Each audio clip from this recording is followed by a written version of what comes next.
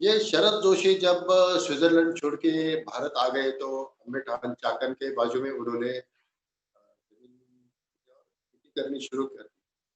तो उस समय जनता पार्टी सत्ता में आई थी और उन्होंने कुछ ऐसे डिसीजंस लाए कि किसानों का प्याज वो 10 पैसे किलो भी नहीं बिक रहा था, 10 पैसे किलो।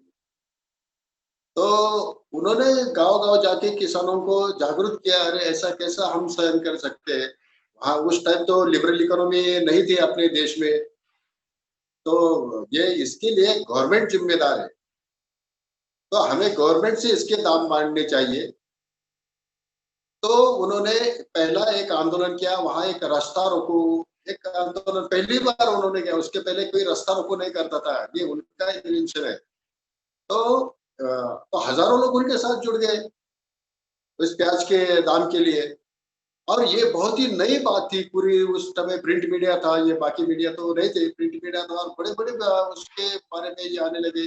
पुलिस फ़ोर्स लगा के उस आंदोलन को तोड़ने की कोशिश की, लेकिन फिर भी शरद जोशी डटे रहे और बाकी किसान भी डटे रहे और इतना बड़ा आंदोलन 3 दिन नासिक हाईवे बंद करके रखा लोगों ने। तो पूरा मीडिया अट्रैक्ट हो गया, गवर्नमेंट को भी चिंता होने लगी कि इस पे क्या हल निकाला जाए।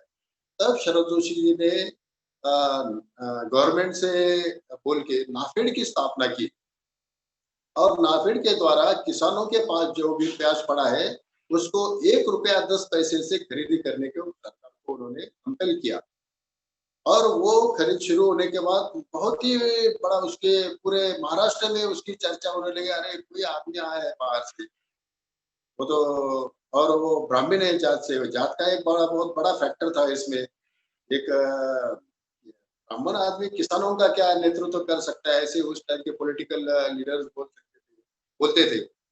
लेकिन शरद जोशी की बातों में वो गहराई थी, वो मिठास थी और वो सादगी थी कि किसानों को मालूम पड़ता था कि ये आदमी जो बोल रहा है, ये हमारे हित का बोल रहा है।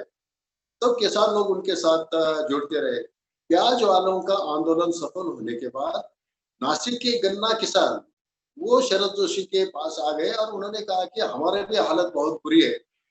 ₹90 ₹100 टन गन्ना बिकता था उस टाइम और उसका कॉस्ट ऑफ प्रोडक्शन ₹300 से ज़्यादा था।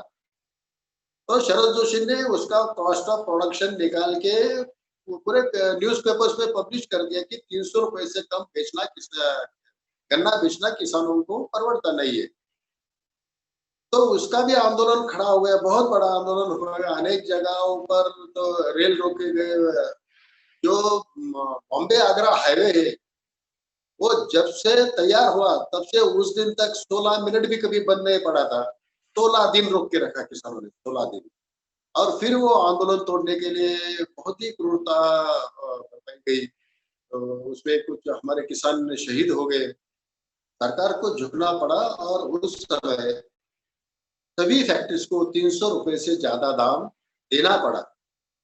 तो इस तरह से जिस चीज़ में शरद जोशी ने हाथ डाला, उस चीज़ को बहुत ही सफलता मिलने लगी। फिर कपास का आंदोलन शुरू हुआ। कपास में मोनोपोली थी, वो मोनोपोली हटाने के लिए और वो जो इंटर-स्टेट ट्रेडिंग का बैन था, वो हटाने के लिए हज़ारों किसान उनके साथ आते थे, मंडियों में, गाड़ियों में, ट्रैक्टर में अपना कपास भर के, वो जो आंध्रा बॉर्डर क्रॉस करके जाके बेच रहे थे या मध्य प्रदेश बॉर्डर जाके बेच रहे थे। सरकार ने फिर भी वो आंदोलन रोकने के लिए बहुत सारी कोशिश की, लेकिन शरद जोशी जी के साथ किसान थे और फिर एक बार उनको सरकार को पीछे हटना पड़ा और जो इंटरस्टेट ट्रेडिंग का बैन था, वो उड़ गया।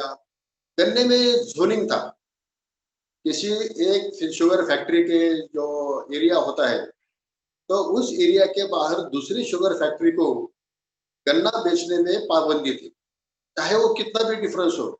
मैं श्रीगोंदा शुगर फैक्ट्री के बाजू में रहता हूँ। हमारा फैक्ट्री उस टाइम 300 साढ़े 300 रुपए का रेट देती थी और दूसरे 20 किलोमीटर बाजू में अटल शुगर फैक्ट्री वो 600 रुपया दाम देती थी। लेकिन हम 300 रुपए ज़्यादा मिलेंगे इसलिए हम दूसरे फैक्ट्री को नहीं दे सकते थे। हम पे केस होती थी, जेल में डालते थे। तो वो ज़ोनिंग उठाने के लिए शरद जोशी जी ने औरंगाबाद में 9 दिन अनशन किया। 9 दिन अनशन होने के बाद भी उस टाइम युति सरकार यानी बीजेपी सेना की सरकार थी महाराष्ट्र में, नहीं दे रहे तो फिर किसान भड़क गए और उन्होंने फिर एसटी बसेस जलाना शुरू कर दिया। एक रात में 150 एसटी बसेस को आग लगा दी। तो फिर वो गवर्नमेंट जागृत हो गई और शरद जोशी जी को मिलने के लिए मंडे साहब वहां पे आ गए और उसी दिन से टोलिंग सिस्टम बंद हो गया और किसान किसी भी फैक्ट्री को अपना गन्ना दे सकता है और कंपटीशन बढ़ने की वजह से अब किसानों को अच्छे दाम भी मिलने लगे। इस तरह से एक-एक करके शरद जोशी ने एक इश्यू लिया। वो एक बार ऐसे 10-12 इश्यू लेके काम नहीं करते थे। एक इश्यू लेके उसको पूरा निपटा के ही दूसरे आंदोलन पे जाते थे।